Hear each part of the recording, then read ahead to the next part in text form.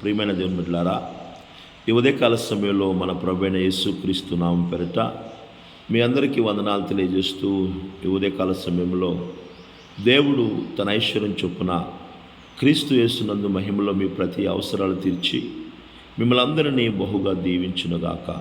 ఆమేన్. మేలు చేయటకై దేవుడైన యెహోవా ఎల్లప్పుడూ మీతో కూడా ఉండునుగాక. ఆమేన్. దేవుని బిడ్డలారా, ఈ ఉదయకాల సమయంలో చదవబడిన భాగంలో నుంచి కొద్ది మాటలు మనం ధ్యానం చేసుకుందాం. ఆమోసు గ్రంథము 5వ అధ్యాయము 13వ వచనం మనం చదివినట్లయితే, ఇది చెడు కాలము కనుక బుద్ధిమంతుడు ఓరకుండును, ఈ కాలమున బుద్ధిమంతుడు ఓరకుండును అని దేవుని మాటలు మనకు తెలియచేయబడుతున్నాయి. ఆమోసు ప్రవక్త ద్వారా ఆనాటి ఇశ్రాయేలు ప్రజలకు దేవుడు ఆమోసు ద్వారా తెలియజేస్తున్న ఈ మాటలను మనం గమనించినట్లయితే, ఇది చెడు కాలము. అది ఎలాంటి కాలం అంటే చెడు కాలము కనుక ఈ కాలమున బుద్ధిమంతుడు ఓరకుండును. దేవుని బిడ్డారా, కనుక చెడు కాలమున బుద్ధిమంతుడు ఓరక ఉంటాడని బైబిల్ తెలియచేస్తూ ఉంది. మౌనంగా ఉండాలని, చెడు కాలమున మౌనంగా ఉంటాడని, మౌనముగా ఉండాలని దేవుని మాటలు మనకి తెలియచేయబడుతున్నాయి. ఏ సందర్భాల్లో మనం మౌనంగా ఉండాలి, ఏ సందర్భాల్లో మరి యేసు ప్రభు మౌనంగా ఉన్నాడనే విషయాలు మనం ధ్యానం చేస్తూ వచ్చాం. దేవుని బిడ్డలారా, యేసు ప్రభు వారు కూడా మౌనంగా ఉండాలని తన శిష్యులకు ఆజ్ఞాపించినట్లు బైబిల్లో మనం చూస్తూ ఉన్నాం.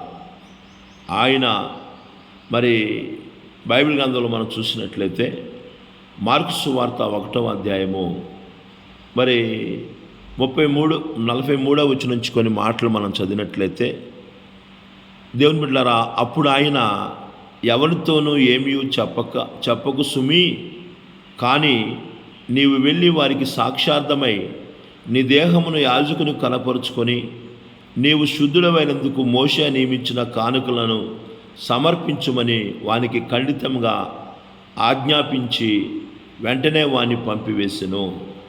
దేవుని ప్రజలారా, యేసు ప్రభు వారు ఇక్కడ ఒక వ్యక్తితో అంటున్నాడు, ఎవరితోనూ ఏమీ చెప్పకు సుమి, అంటే మౌనంగానే ఉండు, ఓరకుండు అని చెప్పేసి యేసు ప్రభు ఒక వ్యక్తితో చెబుతున్నాడు. ఎవరి వ్యక్తి అంటే, ప్రభువైన యేసుక్రీస్తు వారు జీవిస్తున్న కాలంలో ఒక కుష్ఠరోగి ఆయన కుష్ఠరోగంతో బాధపడుతూ యేసు ప్రభు దగ్గరికి వచ్చి ఆయన ఎదుట మోకాళ్ళుని, నీకు ఇష్టమైతే నన్ను శుద్ధినిగా చేయగలవని ఆయనతో చెప్పి ఆయనను వేడుకొనెను.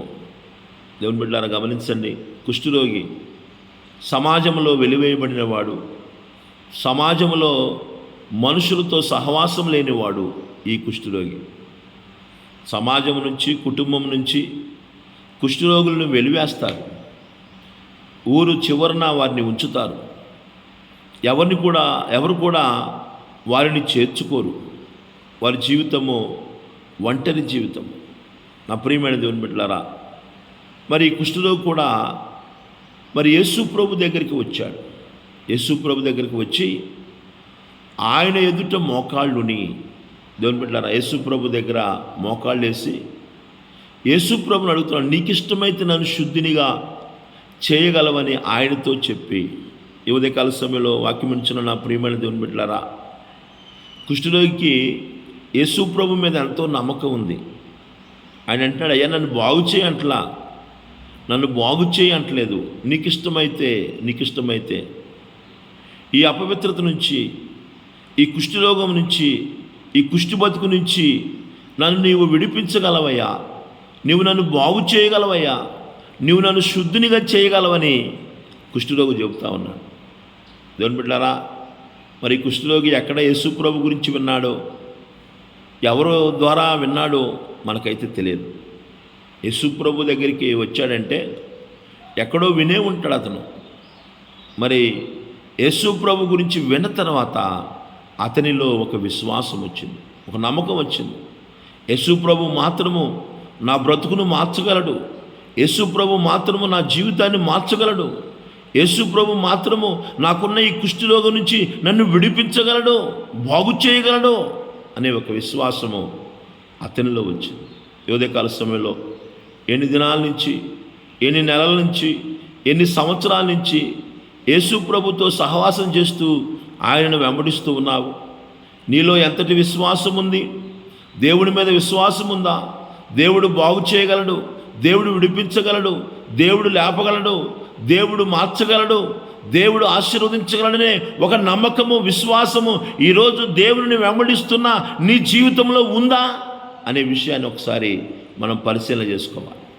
కానీ కుష్ఠరోగుల్లో గొప్ప విశ్వాసం ఉందండి. యేసు దగ్గరికి వచ్చాడు, మోకాళ్ళు వేశాడు, ప్రభువా నీకు ఇష్టమైతే నన్ను శుద్ధినిగా చెయ్యి ప్రభువా అని ఆయనతో చెప్పి ఆయన్ను వేడుకుంటున్నాడండి, బతిమలాడుతాను, నన్ను బాగు చేయి ప్రభువా, ఈ కుష్టి బతుకు నుంచి నన్ను విడిపించు ప్రభు అని యేసు ప్రభుని వేడుకుంటా ఉన్నాడు.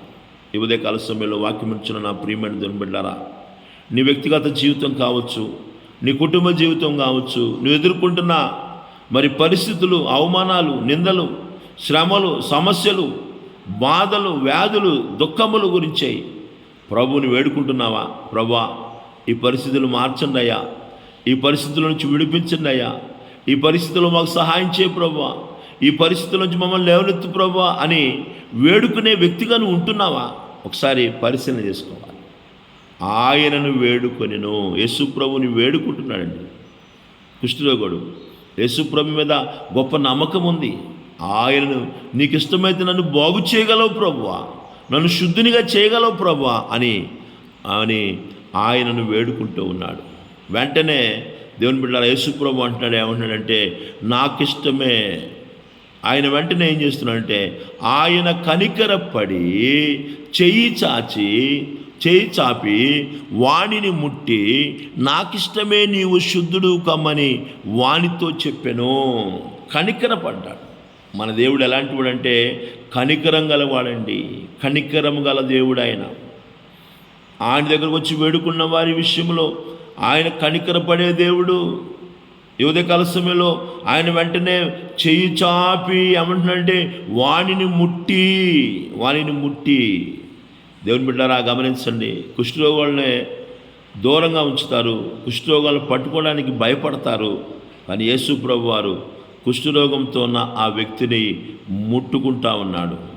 ఈ ఉదయకాల సమయంలో గమనించండి, వాక్యం ఇచ్చిన నా ప్రియమైన దేవుని బిడ్డలారా, ఈరోజు అనేకుల జీవితాలు గమనించినట్లయితే వాళ్ళకున్న పరిస్థితులను బట్టి వెలివేసే వాళ్ళగా, వాళ్ళకున్న వ్యాధులను బట్టి వాళ్ళని దూరపరిచే వాళ్ళగా, వాళ్ళతో సహవాసం చేయని వ్యక్తులుగా నడుచుకుంటూ ఉంటారు చాలామంది.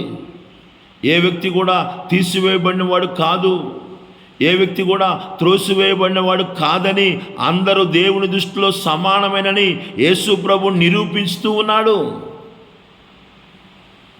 దేవుని బిడ్డలారా గమనించండి, ఉదయకాల సమయంలో ఆయన దృష్టిలో అందరూ సమానమే. త్రోసివేయబడిన వాళ్ళు, వెలివేయబడిన వాళ్ళు, నెట్టివేయబడిన వాళ్ళు ఎవరు లేరండి. అందుకనే ఆయన్ని చేయి చాపి చెప్పట్లేదనే వాడిని ముట్టుకున్నాడు. దేవుడు దృష్టిలో అందరూ సమానమే అనే విషయాన్ని గుర్తుంచుకోవాలి. ఈరోజు మనుషులు వివిధమైన తారతమ్యాలు కలిగి, భిన్నాభిప్రాయాలు కలిగి, భేదాలు కలిగజేసే వ్యక్తులుగా ఉంటున్నారు. బోధ వింటున్నా, బోధ చేస్తున్నా, వాక్యం చదువుతున్నా, వాక్య ప్రకారం నడుచుకుంటున్నామని చెప్పుకున్నా కానీ ఇతరులని ద్వేషించి, దూషించి, త్రోసివేసి, వెలివేసే వ్యక్తులుగా ఉంటున్నారు. నా ప్రియమైన దేవుని బిడ్డలారా, ఉదయకాల సమయంలో గమనించండి, యేసు ప్రభు వాడిని ముట్టుకుంటున్నాడు. వాడిని ముట్టి నాకు ఇష్టమే. బంధకాల్లో ఉండటము, అపవిత్రులుగా ఉండటము, రోగాలతో ఉండటము, మనం పడి ఉండటము దేవునికి ఇష్టం లేదండి, ఇష్టం లేదు. కొంతమంది వాళ్ళకి అలాగ అయితే బాగుండు, వాళ్ళు అలాగే ఉంటే బాగుండు అనుకుంటారు. కానీ మన ప్రభు అలాంటి వ్యక్తి కాదు. ఎవరైతే బాధలో ఉన్నారో, వ్యాధుల్లో ఉన్నారో, సమస్యల్లో ఉన్నారో, ఇరుకుల్లో ఉన్నారో, ఇబ్బందుల్లో ఉన్నారో, పడిపోయి ఉన్నారో, అలాంటి వారికి బాగు చేయాలనేది దేవునికి ఇష్టం అనే విషయాన్ని గుర్తుంచుకోవాలి. నువ్వు ఏ స్థితిలో పడి ఉన్నావో, ఏ పరిస్థితులు కూడా వెళుతున్నావో, ఆ పరిస్థితుల నుంచి నిన్ను లేపడానికి దేవునికి ఇష్టమే. కనుక ఆయన దగ్గరకు వచ్చి నువ్వు అడిగినప్పుడు నిశ్చయముగా దేవుడు నిన్ను లేవనెత్తుతాడు. నిశ్చయముగా నీ జీవితంలో గొప్ప మేలు జరిగిస్తాడు. నీ పరిస్థితుల్లో నుంచి నిన్ను విడిపిస్తాడు ఆయన. కనుక నా ప్రియమైన దేవుని బిడ్డలారా, కుష్ఠరోగులాగా నీవు కూడా విశ్వాసంతో వచ్చి ఆయనను వేడుకున్నప్పుడు ఆయన నిన్ను ముట్టుకుంటాడు, ఆయన నిన్ను స్వస్థపరుచుతాడు, ఆయన నీ జీవితంలో గొప్ప మేలుతో నింపుతాడు. వెంటనే ముట్టి నాకు ఇష్టమే అని చెప్పినప్పుడు వెంటనే కుష్ఠరోగము వానిని విడిచెను గనుక వాడు శుద్ధుడాయను. వెంటనే దేవుడు బాగైపోయాడండి. వెంటనే కార్యం జరిగింది. నీ అందు పరిపూర్ణమైన విశ్వాసం నీలో ఉన్నప్పుడు యేసయ్య వెంటనే నీకు స్వస్థత కలుగజేస్తాడు అనే విషయాన్ని మనం గుర్తుంచుకోవాలి. దేవుని బిడ్డలారా, యేసు ప్రభు వారు ముట్టుకోగానే వెంటనే వాడికి స్వస్థత కలిగింది. ఇప్పుడు యేసయ్య అంటున్నాడు, నువ్వు ఊరికెళ్ళి అందరికి చెప్పు అంటలేదండి ఆయన. అందరికి చెప్పుకో అని అంటలా, మౌనంగా ఉండు, ఎవరితో ఏమి చెప్పమాకు సుమి అంటున్నాడు. ఎవరితో ఏం చెప్పమాకు. మన జీవితాల్లో దేవుని బిడ్డలారా, ఉదయకాల సమయంలో యేసయ్య మనసు చూడండి ఎలా అంటున్నాడు, ఎలా ఉంటుందో. యేసయ్య ఎవరితో ఏం చెప్పొద్దు, ఊరకుండయా, ఎవరితో ఏమీ చెప్పకు సుమి అంటున్నాడు. ఊరకుండు, మౌనంగా ఉండు అని అంటున్నాడు. కానీ యేసు ప్రభు వారు 3 విషయాలు చెప్తున్నాడు. ఊరకుండమంటున్నాడు, మౌనంగా ఉండమంటున్నాడు, రెండోదిగా నీవు వెళ్ళి యాజకునికి కనపరుచుకో అంటున్నాడు. ఆ రోజుల్లో కుష్ఠరోగము పోయిందని చెప్పే అధికారం ఎవరికి ఉందంటే యాజకులకే ఉందండి. యాజకుడికి మాత్రమే వాడి కుష్ఠరోగం బాగైందని చెప్పగలిగిన పరిస్థితి ఉంది. కనుక దేవుని బిడ్డలారా, వెళ్ళి యాజకునికి సేవకునికి చూపించుకోపో అంటున్నాడు. మూడోదిగా మోషే నియమించిన కానుకను సమర్పించమంటున్నాడు. మందిరానికి వెళ్ళి మోషే నియమించిన కానుక, నీ జీవితంలో నువ్వు పొందుకున్న మేలును బట్టి దేవునికి కానుక ఇవ్వు, మందిరానికి వెళ్ళు అంటున్నాడండి. ఉదయకాల సమయంలో వాక్యం వింటున్న ప్రియమైన దేవుని బిడ్డలారా, వెళ్ళని మనవి చేయట్లేదు, ఆజ్ఞాపిస్తూ ఉన్నాడు. ఖండితంగా చెబుతున్నాడండి. యేసు ప్రభు వారు ఖండితంగా ఆజ్ఞాపిస్తున్నాడు. నా ప్రియమైన దేవుని బిడ్డలారా, ఉదయకాల సమయంలో ప్రభుని వెంబడిస్తున్న నీ జీవితంలో నువ్వు దేవుని ద్వారా మేలు పొందుకుంటున్నప్పుడు నీవు దేవుని సన్నిధిలో సాక్ష్యం చెప్పాలి, దేవుని సన్నిధికి రావాలి, యాజకునికి నిన్ను కనపరుచుకోవాలి. ఇదిగోయా దేవుడు నాకు ఈ మేలు చేశాడని నువ్వు దేవుని సన్నిధిలో తెలియపరచాలి. హన్నా ఏలీ దగ్గరికి వచ్చి చెప్తుంది, ఇదిగో నేను మందిరానికి వచ్చి చెప్తుంది, ఇదిగో దేవుడు నాకు మేలు చేశాడు, నేను ప్రార్థన చేసినప్పుడు నా ప్రార్థన విన్నాడు, దేవుడు నాకు కుమారుని ఇచ్చాడని చెప్పి మందిరానికి వచ్చి సేవకునికి చూపించి సేవకునికి చెబుతూ కానుకలు సమర్పిస్తూ ఉంది.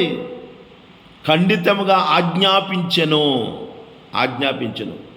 కమాండ్ చేస్తున్నా, దేవుడు ఆజ్ఞాపిస్తున్నాడు. నా ప్రియమైన దేవుని బిడ్డలారా, నీ జీవితంలో మేలు పొందుకుంటున్నప్పుడు యాజకునికి చూపించుకోవాలి.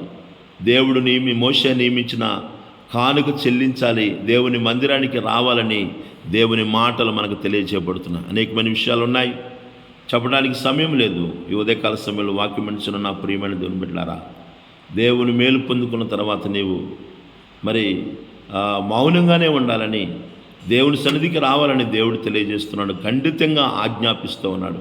ఈనాడు అనేకులు కూడా దేవుని మేలు పొందుకునేదాకా మందిరానికి వస్తున్నారు, యాజకుల సమక్షంలో ఉంటున్నారు, మేలు పొందుకున్న తర్వాత దేవునికి దూరం అవుతున్నారు. అలా కాకుండా దేవుని సన్నిధికి వెళ్ళాలని ఖండితంగా యేసయ్య ఆజ్ఞాపిస్తున్నాడు. అటువంటి విధంగా ఆయన ఆజ్ఞను పాటిస్తూ నడుచుకునే జీవితాలు ప్రతి బిడ్డకు దేవుడు దయచేయునుగాక. దేవుడి కొద్ది మాటలు మనందరి వినికిల్లో దీవించునుగాక. ఆమేన్.